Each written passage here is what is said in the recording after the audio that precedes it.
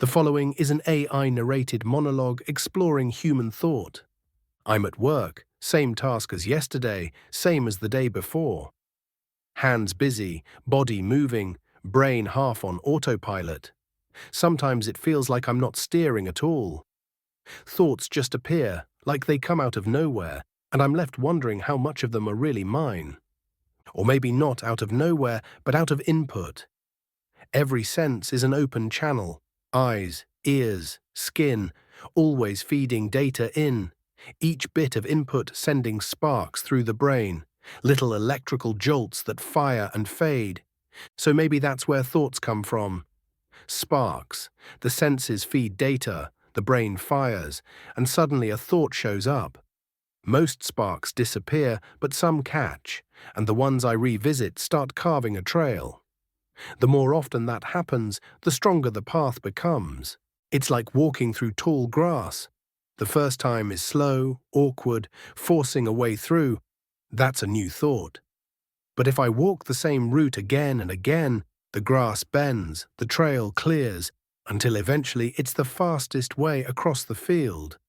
The brain does the same thing. The more often I replay a judgment or get angry in the same way, the faster my mind runs that route. That's why some reactions feel instant, why I judge someone in a glance or snap in anger at something small. The path has been worn in so deeply, the brain just takes the shortcut automatically. And we call that personality. We say someone's short-tempered or prejudiced by nature, but really it's just practice. Practice that turned into a reflex. A thought rehearsed becomes a belief rehearsed becomes identity, and because the groove is so familiar, it feels like who I am. But if all this is just grooves in my brain, then where's choice? Am I ever really driving? Maybe not at the spark, sparks just come.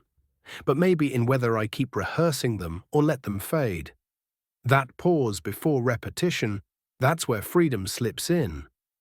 Not freedom from programming, but the freedom to edit it. I'm the code and the coder at the same time. And yet, when I make a mistake, I don't see myself as bad. I tell myself a story. I was stressed, I wasn't thinking straight, I had too much going on. Sometimes I even trace it further back. Maybe something in my childhood made me this way. Every little detail becomes part of the explanation. And because I lived it, the story makes sense. I can see the threads that led to that moment, so the mistake feels less like failure and more like inevitability. But when I see someone else mess up, I don't see their stress. I don't know their day, their history, their childhood. I just see the action, and I judge. That's the bias.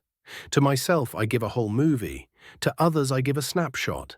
And a snapshot without context is easy to condemn. So when I say my situation is different, I'm forgetting that everyone thinks that. Everyone has a story. Everyone believes their situation is unique.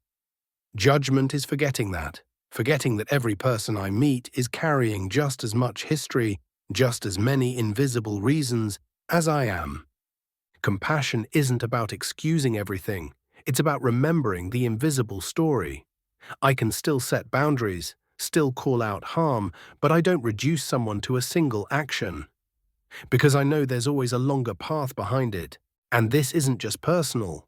Whole cultures, nations, religions, they run on inherited grooves. Prejudice rehearsed for generations until it feels like truth.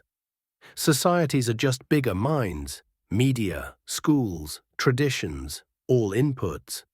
Sparks become beliefs. Beliefs become identity, collective sleepwalking. And waking up is the same on both scales. Someone has to notice the code, whether it's me judging myself, judging someone else, or whole societies clashing, it's all sparks rehearsed into story. And then I realize I forgot to close the trailer door. Doesn't matter, it's break time, finally. The following